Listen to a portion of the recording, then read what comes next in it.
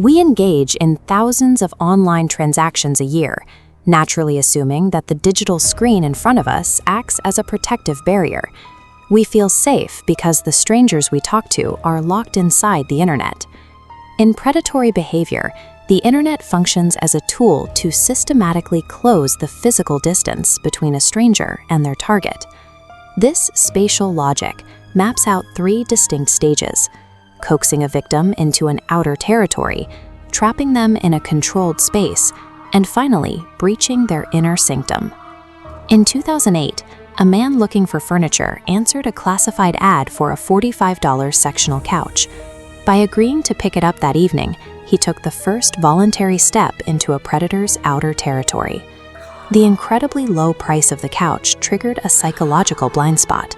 These too-good-to-be-true deals are designed to override survival instincts, pulling victims out of their safe zones and into unfamiliar, isolated locations. The buyer arrived at 9 p.m. to find a desolate, pitch-black street. The seller, Keith, had provided a disconnected phone number, only to suddenly call from a different area code, claiming his primary phone was broken. Keith instructed the buyer to meet him around back. What he found was a man smelling heavily of stale smoke, holding a ringing burner phone while emerging from a dark bush. The trap relied on a mechanical trick. Keith led him to the back door, claimed it was stuck, and asked the buyer to put his shoulder into it. He complied, but the door wasn't stuck at all. Someone inside yanked it open, sending him tumbling headfirst into the pitch-black house. Two hidden men lunged out of the darkness and pinned him to the floor, while Keith violently kicked him in the face. Then came the sound of duct tape ripping off the roll. During the fall, his cell phone had pocket-dialed a roommate. Hearing his friend scream, "Hello?" through the speaker, the buyer bluffed, yelling out his location. The attackers hesitated for a split second, giving him exactly enough time to break free and sprint to his car. He locked his doors while an attacker ripped at the handle, speeding off into the night.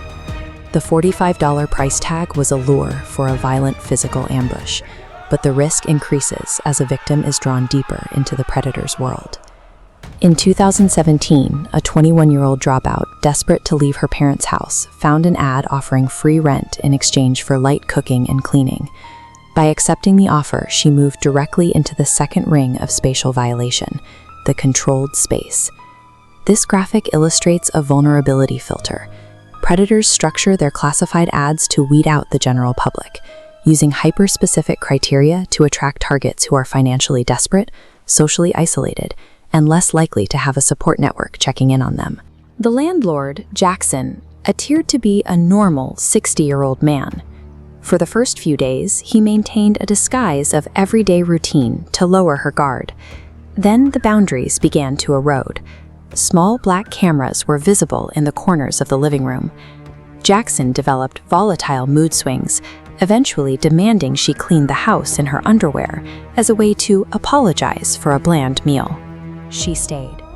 For a young woman with a dead-end job and no other prospects, the promise of free lodging was a strong enough incentive to rationalize away the corner cameras as a manageable price for her independence.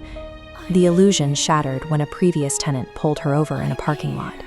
She revealed that Jackson was a fake name and that the man didn't actually have a job. He spent his days hiding in secret spots inside the house. Warned to check for surveillance, the victim searched her closet. Moving a box on the top shelf, she spotted a tiny black lens pointing outward through a small, rough-drilled hole in the drywall. At a random hour early the next morning, her bedroom door slowly creaked open. Jackson stood there in pitch darkness, silently watching her. She methodically moved her belongings to her car, one small bag at a time, and eventually fled. A week later, she received an alert that someone from his town was attempting to access her old digital accounts.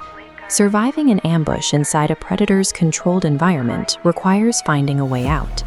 But the most complete spatial violation occurs when the threat is invited directly into your own secure sanctuary. This is the final stage of spatial infiltration, bypassing all exterior defenses to enter a victim's locked home. A homeowner working long hours hired an independent cleaner off a Craigslist ad. By paying cash for unvetted labor, she granted a stranger legitimate access to the most private parts of her life. The early signs of infiltration were subtle. A cabinet door left open at 3 a.m., a damp towel in a bathroom she hadn't used, food disappearing from the kitchen while she slept. The situation escalated when she heard deliberate footsteps bumping into the downstairs walls at night. When she finally checked her kitchen jump drawer, she realized a spare physical house key was missing. The illusion of a simple transaction often blinds victims to the reality of the access they've granted. By the time the red flags are undeniable, the stranger already has the means to enter at will.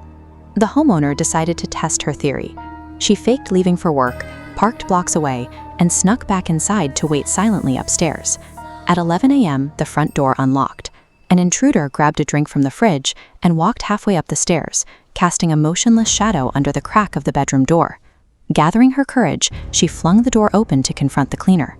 But the person in the hallway was a completely unknown woman who stared back with a blank, hateful expression before walking out the front door. The original cleaner stopped responding to all messages. After hearing about the missing key, the responding police officer warned that individuals on these sites sometimes work in pairs, one to secure the house and the key, and another to use that access later. The internet provides a streamlined way to bridge the gap between a digital interaction and a physical confrontation.